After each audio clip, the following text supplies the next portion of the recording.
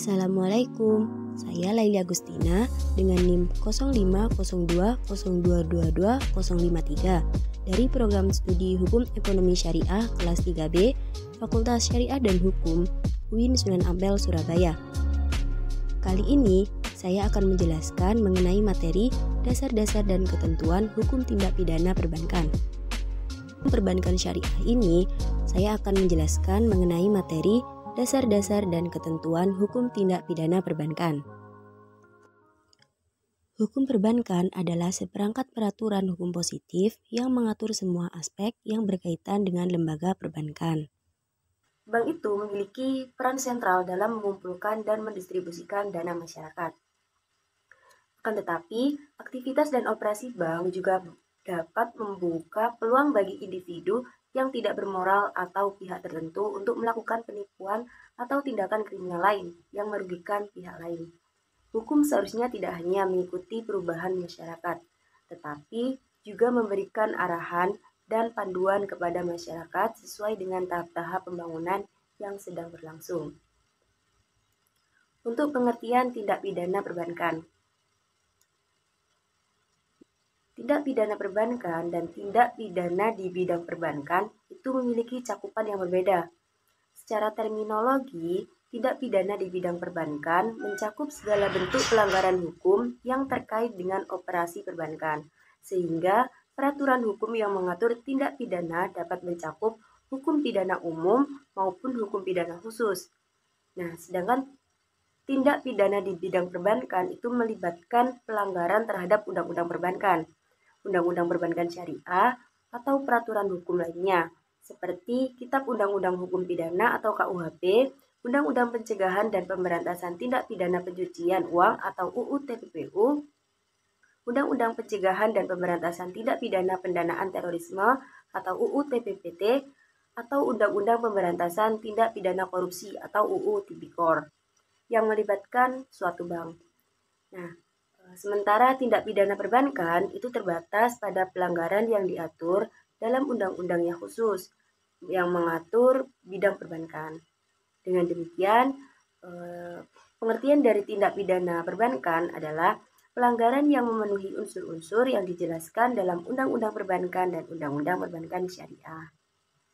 Kemudian, dasar-dasar hukum tindak pidana perbankan. Ada beberapa undang-undang yang digunakan. Antara lain, yang pertama yaitu Kitab Undang-Undang Hukum Pidana atau KUHP, itu mengatur tentang ketentuan KUHP yang dapat dipakai. Di antaranya yaitu pasal 263 tentang pemalsuan, pasal 372 tentang penggelapan dalam jabatan, pasal 378 tentang penipuan, pasal 362 tentang pencurian, dan lain-lain. Maka pasal-pasal KUHP pada umumnya itu diterapkan ketika bank menjadi korban dari suatu tindak pidana. Yang kedua yaitu Undang-Undang Pemberantasan Tindak Pidana Korupsi. Diterapkan terhadap kasus-kasus yang menimpa bank pemerintah. Undang-undang ini untuk mempermudahkan menjerat pelaku, mengenakan hukuman yang berat, dan memperoleh uang pengganti atas kerugian negara. Yang ketiga yaitu Undang-Undang Nomor 10 Tahun 1998. Itu tentang perubahan atas Undang-Undang Nomor 7 Tahun 1992 tentang perbankan. Nah, itu ketentuan dalam undang-undang tersebut itu pada umumnya diterapkan apabila komisaris, direksi, pegawai, dan pihak lain yang terafiliasi dengan bank atau orang dalam atau orang yang mengaku menjalankan usaha bank sendiri sebagai pelakunya. Yang keempat yaitu Undang-Undang Nomor 21 Tahun 2008 tentang Perbankan Syariah yang terdiri dari ketentuan perizinan, rahasia bank, pengawasan bank, kegiatan usaha bank, pihak terafiliasi, pemegang saham, dan ketaatan terhadap ketentuan. Kemudian ketentuan hukum tindak pidana perbankan. Dalam Undang-Undang Nomor 7 Tahun 1992 tentang perbankan yang telah diubah melalui Undang-Undang Nomor 10 Tahun 1998. Nah, dalam undang-undang tersebut ada ketentuan terkait tindak pidana perbankan terdapat dalam bab 8 yang mengatur ketentuan pidana dan sanksi administratif. Ketentuan-ketentuan tersebut terdiri dari yaitu yang pertama, tindak pidana berkaitan dengan perizinan, terdapat dalam pasal 46. Ketentuan pidana mengenai pelanggaran perizinan bank tersebut telah diatur dalam pasal 46 Undang-Undang tentang Perbankan yang memberikan ancaman pidana penjara paling lama 15 tahun dan denda paling banyak 200 miliar rupiah. Yang kedua yaitu tindak pidana berkaitan dengan rahasia bank, terdapat dalam pasal 47 dan pasal 47A. Dalam pasal 47 menjelaskan mengenai jika seseorang melakukan pelanggaran terhadap kerahasiaan bank, diancam dengan pidana penjara sekurang-kurangnya 2 tahun dan paling lama 4 tahun, serta denda sekurang-kurangnya 4 miliar rupiah dan paling banyak 8 miliar rupiah. Kemudian dalam pasal 47A dijelaskan bagi anggota Dewan Komisaris, direksi, atau pegawai bank yang sengaja tidak memberikan keterangan yang wajib dipenuhi, mereka dapat dikenai hukuman minimal 2 tahun penjara, denda minimal 4 miliar rupiah, dan hukuman maksimal 7 tahun penjara, denda maksimal 15 miliar rupiah. Kemudian yang ketiga yaitu tindak pidana berkaitan dengan pengawasan bank yang terdapat dalam pasal 48. Dalam menjalankan operasinya, setiap bank harus memenuhi peraturan dari pihak yang bertanggung jawab atas pengawasan bank, yaitu Bank Indonesia dan Bank Otoritas Jasa Keuangan. Karena bank bertanggung jawab mengelola sejumlah besar uang masyarakat, Bank Indonesia perlu memantau perkembangan kegiatan dan bisnis bank melalui laporan. Dalam pasal ini, dijelaskan bahwa jika bank yang dengan sengaja tidak memberikan keterangan yang wajib dipenuhi, diancam dengan pidana penjara sekurang-kurangnya 2 tahun dan paling lama 10 tahun, serta denda sekurang-kurangnya 5 miliar rupiah dan paling banyak 100 miliar rupiah. Dan jika bank yang lalai memberikan keterangan yang wajib dipenuhi, maka diancam dengan pidana sekurang-kurangnya 1 tahun dan paling lama 2 tahun, atau denda sekurang-kurangnya 1 miliar rupiah dan paling banyak 2 miliar rupiah. Yang keempat yaitu tindak pidana berkaitan dengan kegiatan usaha yang terdapat dalam pasal 49.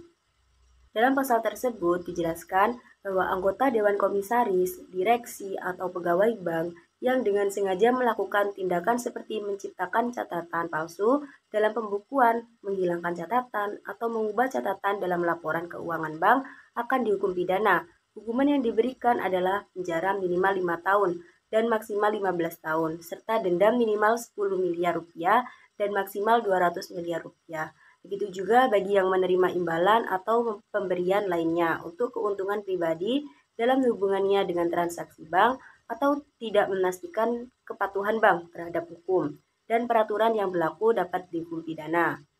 Hukuman yang diberikan adalah penjara minimal 3 tahun dan maksimal 8 tahun, serta denda minimal 5 miliar rupiah dan maksimal 100 miliar rupiah. Kemudian yang kelima yaitu tindak pidana berkaitan dengan pihak terafiliasi yang terdapat dalam pasal 50 dan pasal 50A. Dalam pasal 50, pihak terafiliasi yang melanggar ketentuan tersebut itu dapat dijatuhi hukuman penjara antara 3 hingga 8 tahun, serta denda minimal 5 miliar rupiah dan maksimal 100 miliar rupiah.